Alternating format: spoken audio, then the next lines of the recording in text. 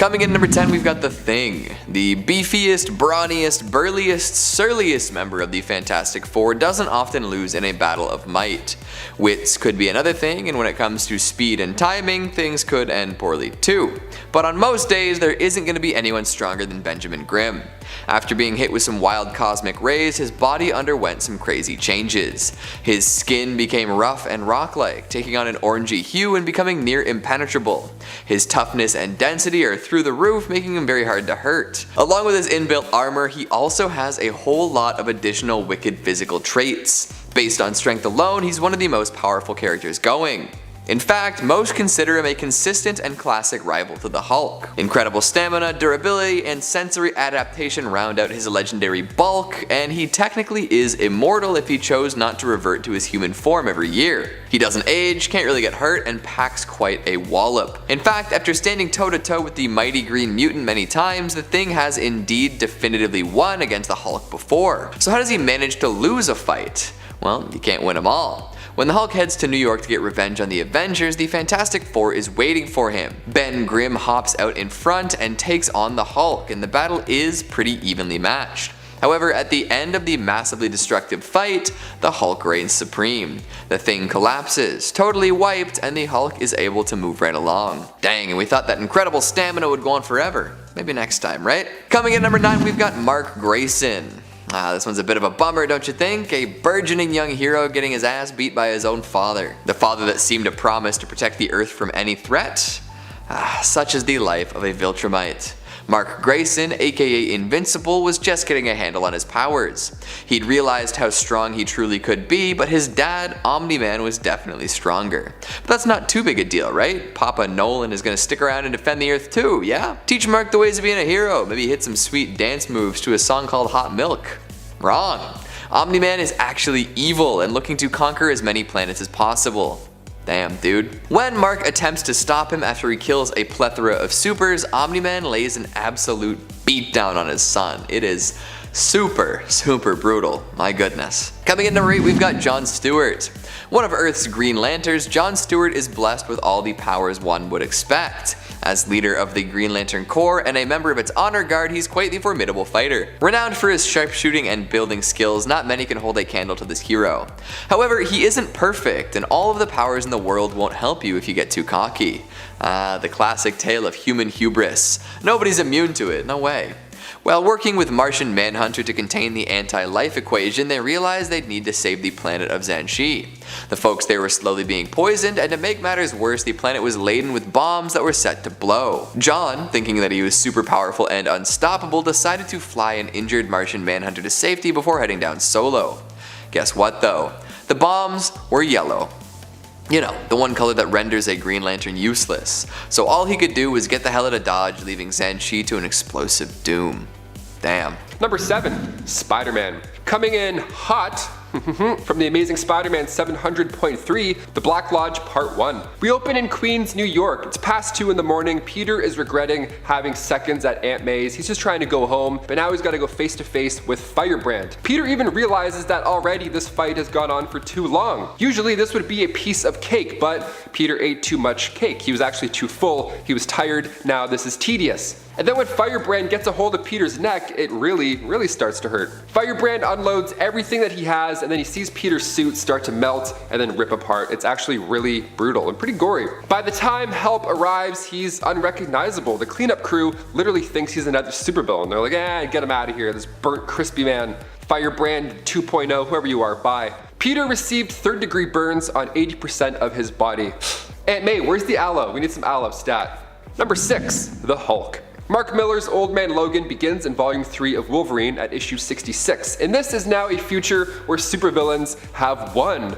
Sads. Hulk and She-Hulk had kids. Weird. The Hulklings, who would beat the crap out of you if you didn't pay rent, because basically everybody had their own territory, so Logan had to pay up. Hawkeye, who is also much older and now also blind, needed Logan's assistance to get across the country and deliver a secret package. This was a way Logan can make some of that rent money, so perfect, let's do it. Now when they get back from their trip, things have progressed in an awful way. Hulk Gang took out Logan's entire family because, Well, they were bored, of course. They're a little messed up in the head if you didn't already piece that together. So Logan dishes out some payback. No more games, no more talking. Logan's here to now get this done.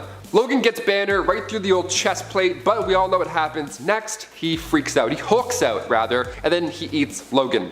If you can't beat him, eat him, I guess. Now you'd think this would for sure be the end of it, but that's when Logan pops out from inside Banner. After what's gonna happen to Wolverine near the end of this list, it's nice to see him come out on top, or just come out of a body in general, that's fun. Number 5, Jason Todd.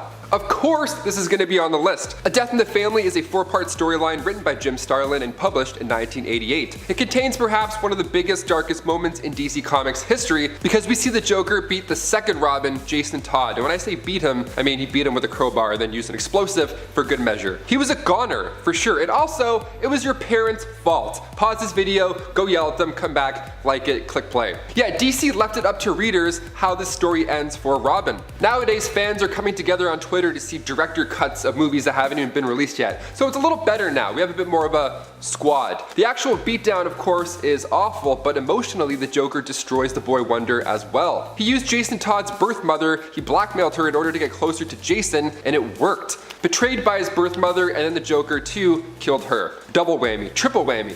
4 whammies, I don't know, all the whammies. Number 4, Green Arrow. Green Lantern, Green Arrow, issue 85. Let's talk about it. The first few pages, we see Oliver Queen walking at night trying to get home when all of a sudden some punks, some fools try and rob him. Now this is a day in the park for most of our superheroes. Now it's not like he was tired or maybe he didn't see it coming like Peter, he ate too much cake. He actually was in a bad mood. He had lady troubles, he was ready to fight. He was like, okay, I'm looking for this. You guys picked the wrong guy, let's go. He's like getting warmed up. He was feeling good. And then a guy pulled out a crossbow, because you know, all those thugs that carry crossbows through the city, and then Ollie gets shot right through the shoulder with an arrow.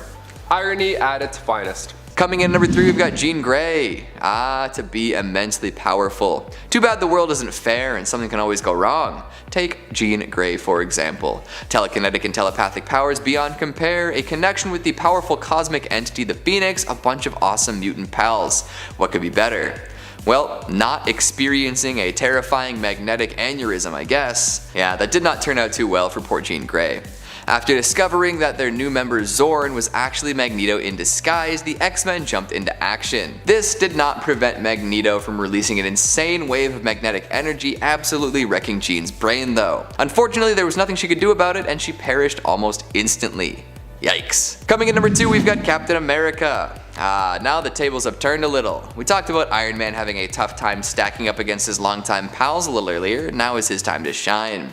In Civil War, we see Captain America and Iron Man get into a bit of a kerfuffle, and by bit of a kerfuffle, I do mean brutal brawl with all sorts of stuff on the line. It's a crazy fight with plenty of killer moments and momentum swings, but in the end, Tony Stark comes out on top. Damn, Cap. And finally at number 1, we've got Silver Surfer. Not the power cosmic. That's absolutely wild. This Herald of Galactus is one of the most powerful ones going, and has strength beyond compare. He can harness immense energy from the universe and channel it in different ways. On most days, barring insane divine intervention or other heroes becoming ludicrously overpowered, he's unstoppable, a force to be reckoned with. However, there have been entities that fought with Silver Surfer and came out on top. Doesn't happen often, but it isn't totally impossible. There's the wild bit from Marvel Zombies that sees this cosmic power get taken down, and there are even a few non-zombie runs where he's taken down a peg. Adam Warlock knocked him out to prevent Silver Surfer from joining a fight against Thanos. Oh, and at some point Deadpool gained the powers granted to Heralds of Galactus too, which was very interesting. Made for a good fight, that's for sure. Coming in at number 10, we have Quicksilver, the speedster that both Fox and Disney were throwing into the movies, which had a lot of comic fans confused. Like, how many nerds out there had to explain to their friends why the same character was in 2 movies but played by different people, but they weren't in the same universe? Thankfully, the MCU is now all connected and we don't need to have that conversation again, as long as Sony doesn't try to rip Spider-Man away from us. I couldn't handle that another time. For fans of the X-Men comics, you will be well aware of the House of M storyline. This was one of the most monumental events that has ever happened in the Marvel Universe, and it changed the mutant race forever. Scarlet Witch was going through an immense amount of emotional stress, and she was at her breaking point and decided that she would use her reality-altering powers to reshape the world forever. She called out, "No no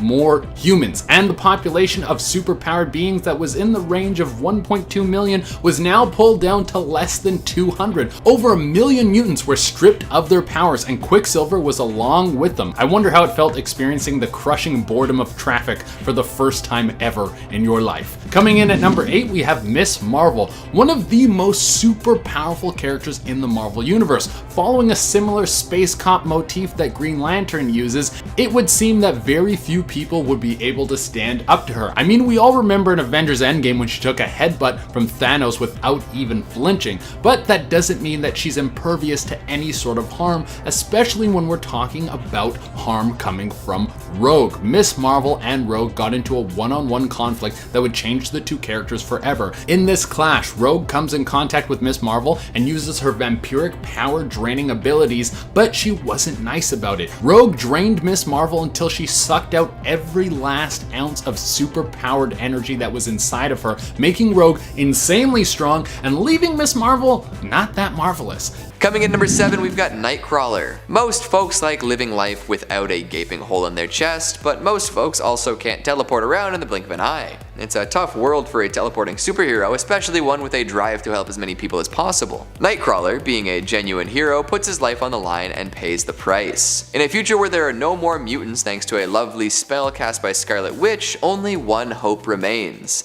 Incidentally, this hope comes in the form of a mutant girl named Hope.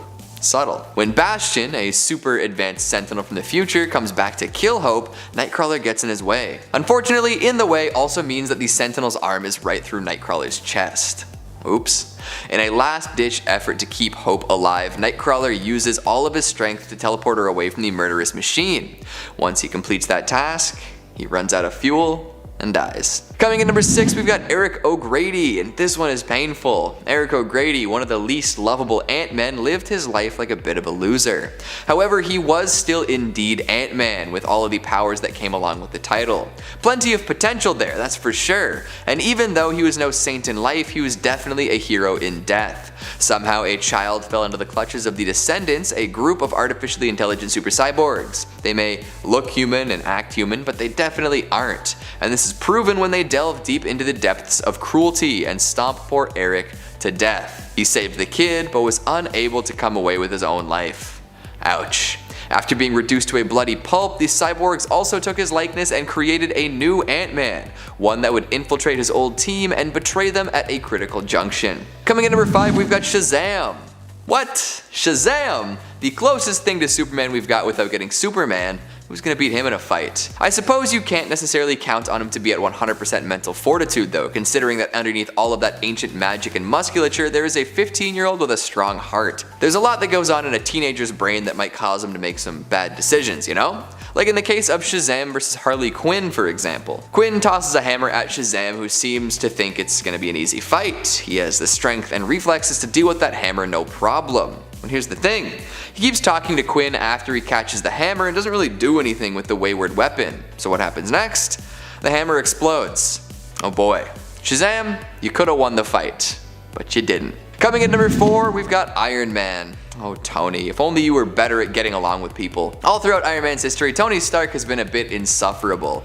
Although he's a super genius with a heart of, well, maybe not gold, but something like it, he tends to rub people the wrong way. So even if he manages to defeat plenty of supervillains and keep the world safe, he's still got some other stuff to contend with. From time to time, he'll do something that really makes another hero mad, and that hero might decide to fight Iron Man. And in a lot of these cases, Iron Man doesn't fare all that well. Like, he's lost to pretty much every mainline Avenger at some point, from Spider-Man to the Hulk to Thor to even Black Widow. It's tough when you paint such a big target on your back, but I'm sure he understands. Right after that, we have Doctor Strange. Doctor Strange lost his powers in one of the coolest, dumbest ways possible. Earth was under attack from the Impericul, which are a futuristic robot race from another dimension. They hate magic and travel through time and space to destroy it in every form.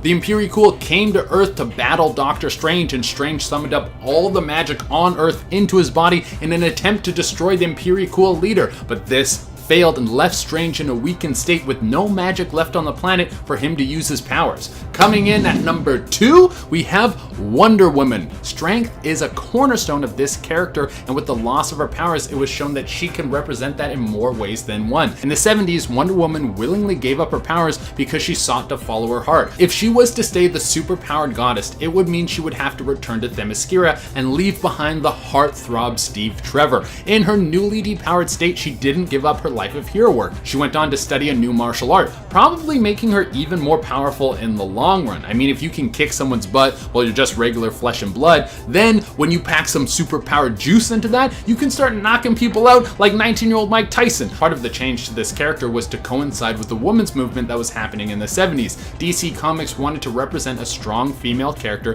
that could be closer associated to the female readers that were picking up the comic. And for the number 1 spot, we have Wolverine. It would be pretty hard to be Wolverine without the powers. I mean, even take Superman. On a few occasions, he has been stripped of his powers, and he's still that Boy Scout at heart and will do what's right no matter what. But with Wolverine, a big part of his personality is being able to be punched in the face and come back like nothing happened, which probably made the loss of his powers even more interesting. Back in 2013, Wolverine was infected with a very advanced virus that attacked his healing factor. It basically made him so he was just a regular guy. Well, a regular guy that could probably still crank out 100 pull-ups. But this was so severe that he couldn't even use his claws anymore, so he had wrist-mounted claws. I guess you can take the powers out of the Wolverine, but you can't stop him from trying to slice people in half. Now, this level of aggression without the healing factor backing him up eventually led to his death. Kicking off the list at number 10, The Man of Steel, Superman. Superman Batman Volume 1, Issue 44. The Strange Favor storyline begins with a movie shoot. How exciting, I wonder what they're filming. Well, they're filming a Superman Batman movie called World's Finest, which has a pretty good ring to it. I'm already intrigued. It feels like Tropic Thunder almost at first. These other guys are playing these superheroes. Batman's being played by a former Bond actor in that universe, Jason Wish, and he's going for it. His eyes are all watery. He's explaining this made-up origin, and Superman offside, like the Superman and the Batman, are watching them film from afar, and Batman isn't really into this whole idea. He doesn't like how they don't know his true story, and now they're just making stuff up. But Superman reassures them that it's only because they're interested in the mysterious bat. Out of nowhere, Livewire comes in, who's almost as evil as LimeWire. Almost. And then she takes Jason as hostage, demanding that she receives half of his $12 million pay, which is a pretty big chunk of money. Robert Pattinson's only getting $5 million for the next Batman, but he's getting 20 for Batman 2, so it's okay. So the Superman flies down and intervenes, and then he gets surprised when the prop kryptonite on set gets blasted with electricity and in turn explodes, leaving pieces of Superman's only weakness stuck in his face. I love how they have real kryptonite on set. That's good, that's commitment. It's like when they use real bones instead of props in the original Poltergeist movie. What could possibly go wrong, right? Number 9, the Wasp. We'll get the appetite going right off the bat here. Okay, Janet Van Dyne, aka the Wasp, first appeared in comics in Tales to Astonish, issue 44. Genetically engineered by Dr. Hank Pym, Ant-Man, with the help of Pym particles and biosynthetic wings, now Janet was one of the founding members of the Avengers. Not too shabby. She could generate bioelectric blasts from her hand, knocking down even the fiercest of foes. But when the Blob gets a hold of her in the Ultimatum storyline, her sting just wouldn't cut it. The story comes from the Ultimates, which is already just a darker take on all of our characters and all those stories, and in it we see Earth's mightiest meeting their violent end. As for the Wasp, during the flood in New York City, she ended up being separated from the team, and when they finally found her, it was too late. She had become a midnight snack. Hank decides to get payback in a similar manner. Giant Man then grabs the Blob and Ozzy Osbournes his head right off. Payback is gross, but necessary. And before we continue on with this list, let's brighten the mood a little bit. Maybe go and hit that thumbs up. I don't know, get some spirits back to normal. Also, it helps the channel out so much. You're the best. Thank you so much. Back to this dark list. Number 8, Batman. Coming from the 1993 Batman Nightfall storyline, we get to meet Bane in a terrifying way. He literally broke Batman. The Beast started by making Batman's worst day come to life as he freed every villain in Arkham Asylum, so now Batman's gotta try and round up all those psychopaths, which is already exhausting, and Batman's weaker now, mentally and physically. And when Bane goes to the Batcave because yes, he knows Batman's secret identity, he beats Bruce down, and when the moment is right, he lifts the Caped Crusader above his head and drops him down onto his knee, breaking his back. Now this was a huge moment in the comics. When Batman goes down for the count, the mantle was then passed along to Azrael. And we just broke down a bunch of alternate versions of Batman in the last week or two, so make sure you go and check out one of those 3 lists as well after you're done here. Batman has had quite the run in comics. Interesting time. Next on the list we have Storm, one of the coolest comic book characters ever created. I've always been a fan of any hero who has storm powers because there is so much you can do with them. Got a fire? Bring in some rain. Got a big monster? Hit it with some lightning. Got a town that needs clean energy? Build a windmill and then create some wind. But in Uncanny X-Men issue 185, Storm would no longer be the queen of weather. This was because the future mutant Forge worked with Henry Peter Gyrich to come up with a weapon that could be used to neutralize a mutant's powers. See, Gyrich was a little bit peeved because Rogue had recently gotten into a major conflict with S.H.I.E.L.D. This led to Gyrich attempting to depower Rogue with this newly crafted weapon, but a misfire led to it hitting Storm. After Hulk, we have Thor. The Asgardian has always had a lot of family problems. If he's not fighting with his brother, it's with his dad or his sister. On one occasion, Odin thought it was time to teach Thor a tough lesson. Because Thor is insanely powerful, he's always walked around as a brutish thug who wants to punch first and ask questions later. Odin thought it was time that he learned some empathy for those who aren't able to wield a hammer that was made out of a fallen star. So he stripped him of his power and then sent him to Earth. Now Thor might have walked around like an angry kid who wants to have cookies for breakfast, but Odin solved this problem by also wiping his memory. This way Thor would be forced to be a real person and see what it's like to feel and act like a normal person. Of course he eventually got his memory back and returned to the mantle of God of Thunder. Number 3, Green Lantern. Now this one comes from Justice League issue 5. It's been referred to as the Punch since. In this comic, Batman comes in to take over the Justice League International, and Guy Gardner, Green Lantern, doesn't share the same enthusiasm as the rest of the team. For more than one issue, he makes it very clear that he doesn't like this new leader. So naturally, this conflict was growing, and although Batman was obviously a better fit for the role, he challenged Batman to a fight without the use of his power ring, and then Batman proceeded to knock him out with one punch. Of course, he's Batman, and without the ring, you're just a guy. You're just a regular Guy Gardner. Blue Beetle even jumped up. He got pumped, and he started yelling, one punch, one punch, one punch, just adding insult to injury, literally. This is a great moment, an even greater lesson, but Green Lantern getting knocked out by a human punch shouldn't have happened in the first place. Don't start fights you can't win without the only thing that makes you win those fights. I don't know, just my advice. Number 2, Martian Manhunter. In Final Crisis 1, John Jones' Martian Manhunter gets trapped in a prison. See, he originally went there undercover as John Jones in his human form and would regularly report back to Batman. That's when the villains decided to break free and then he was left behind. It's not looking good at this point, because Human Flame had now given the villain Libra instructions to kill Martian Manhunter. So Libra went and he did so. He stabbed Martian Manhunter with a staff right in front of the entire staff, the entire secret society of supervillains, and then upon his death he returned back to his Martian form, and in his final moments he still managed to send that message back to the Justice League. Not even death will stop this guy's plans. The Justice League held his funeral on his home planet, Mars, with Superman giving the eulogy. His final moments were expanded on in the Final Crisis Requiem storyline, teaching us more about his homeworld and the inhabitants of it. You can find this in Justice League Volume 2 in issues 6 and 7.